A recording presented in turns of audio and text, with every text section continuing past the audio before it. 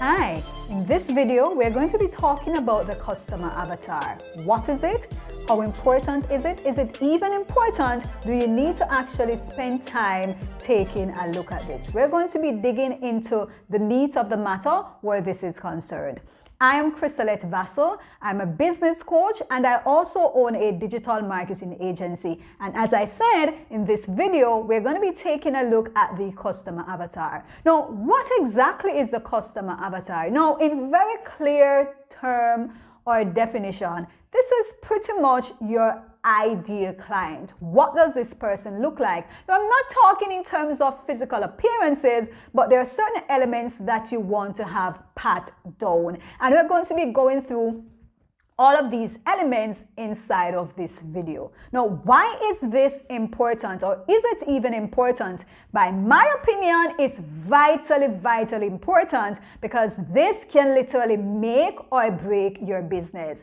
It's very important because when you have a clear customer avatar, it's going to increase your conversions. Of course, that means you're making more sales. It's also going to help in building a strong community for you, which also leads back to you making more sales. Everything leads back to the sales, and if you want to be making more sales, then of course this is something that you want to pay very close attention to. Let's say you create an image or an idea of this person. What does this person look like? Once you're creating your customer avatar, one of the things I want to suggest that you do is that you give this person a name. Maybe it's a male, maybe it's a female, and maybe it doesn't even matter, but let's give this person a name. Now that we've given this ideal person a name, what does this do? Now, before we jump into the elements, let's just speak about some other things very quickly. Now, once you have your customer avatar, it helps you to become very clear in your messaging. So it's pretty much as though you're speaking to one specific person. It's like you and I having a conversation. It's like you and your ideal customer having a conversation. So when you're speaking about your customer avatar, think about it as though you're speaking to one person at a time. Good? Yes. Now, so that's messaging. That's one thing that's important, and your messaging is going to feed into your content creation. If you don't have a clear customer avatar, then what type of content are you going to be creating? Every single time you are about to create content, you need to go back to your customer avatar and see if this is in alignment with what is important or what your ideal customer would want, or would they appreciate this material. So I'm thinking you can already see just how important this is, because content creation is the holy grail, or it's a pretty big deal when you are looking at marketing, especially on social media. Additionally, when you are thinking about your customer avatar, you have to know that this also filters into your funnels, into your websites, and any resource that you're going to create. If you are not clear on your customer avatar, then what's going to happen is that the conversion on your website or your funnel is not going to be as high as it could be, because the messaging may very well be off, because it is not speaking directly and specifically to a specific person. Additionally, if you are running, say, a coaching business where you have to create offers, then you must be clear about your avatar, because if not, how are you going to know what to create? You have to create offers that are in alignment with a specific person. So again, this becomes very important in situations like these.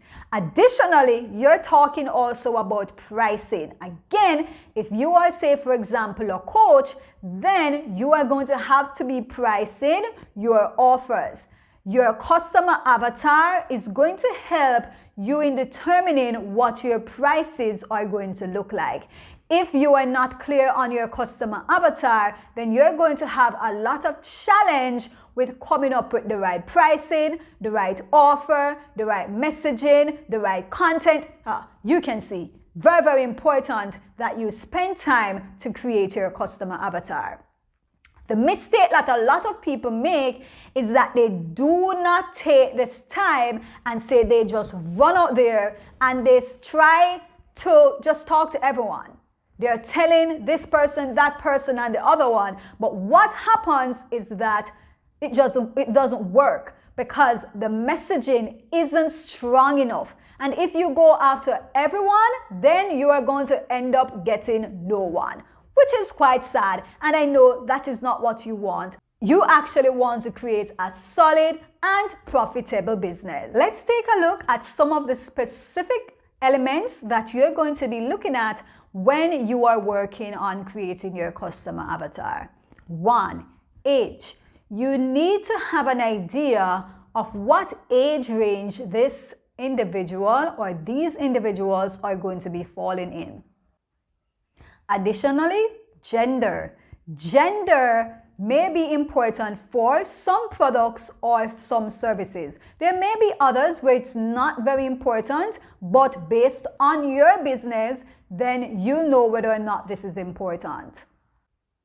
Another element is location. Where is your ideal client from? Where does he or she live?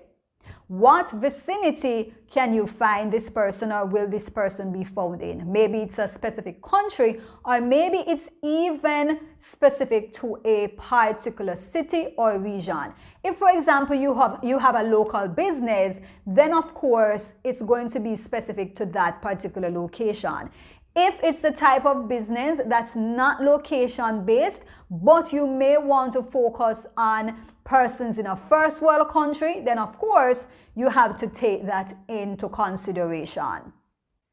Another element is income. This too is very important because based on what the price is for your products or services, then their income is going to be very, very important. You wouldn't want to be marketing to someone who simply does not have the ability to buy what you have. Even if someone may want to buy, but they're not able to buy, there is still no sale at the end of the day. So it's very important that you have an idea of what kind of income this person needs to be bringing in to be able to market to that person, because this is going to be important to lead to the final sale. You also want to consider the desires or the goals of your ideal customer. What are some of the things that they want? How can your products or services tie or move in alignment with some of these desires, some of these wants, some of these aspirations or goals? Another element to consider is what are some of the challenges that they may be facing? What are some of the problems, some of the dislikes, some of the pain points? And you need to be very clear on what this is. Both your desire and your challenges or problems are crucial, because if you're able to articulate these two very well, then you can properly position yourself in front of your ideal client. You may also want to have a strong idea of what this person's family arrangement or structure may look like, because this too may lead into how you message things and how you arrange things for your ideal client.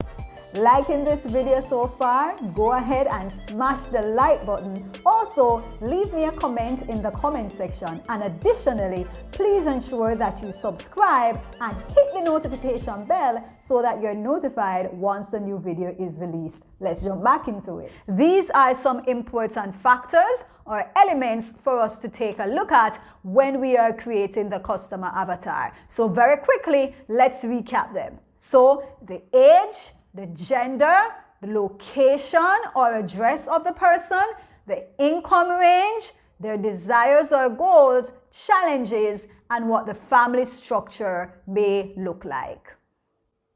There is something also that I want to speak to as well, because when you create a customer avatar, these are the people who you are trying to pull into your business. These are the ideal people. But it doesn't mean that this is going to be the only type of person that actually comes to you. You're going to have other people who may like your products or your services. Many persons struggle with creating the customer avatar or niching down because they have products or services that can serve a large range of people, and so they find it very difficult. However, based on all of the things that I shared in terms of the benefits earlier in the video, you can see why this is very, very important. Let's take a quick example. If you are targeting someone that's a female, possibly maybe she's 40 years old, she lives in the United States, has 2 children, has a husband, has a corporate 9-to-5, but is looking to start her coaching business and grow this so that she may leave her corporate 9-to-5. She is going to be totally different in terms of messaging and in terms of targeting, in terms of content creation, what you create, what you say, all of that is going to be totally different than if you're targeting someone who is a 6-figure coach who already has a solid business, solid client base. It's a total different scenario. The messaging is going to be different. The content you create for this person is going to be different. How you target this person is going to be different. And so you see just how important it is to spend the time to work on the customer avatar. It may be the very same service or the very same product. However, because the content and the messaging is just clear cut for this one specific person, then it cuts through the filters and it pulls that person in. And that is what you want at the end of the day to increase your conversions, increase your sales. I trust that this was enough to convince you, to urge you to actually spend time on working on your customer avatar, because again, at the end of it all, we want to increase our conversions and we want to increase our sales. So until next time, stay blessed, stay safe, and remember to write your own destiny.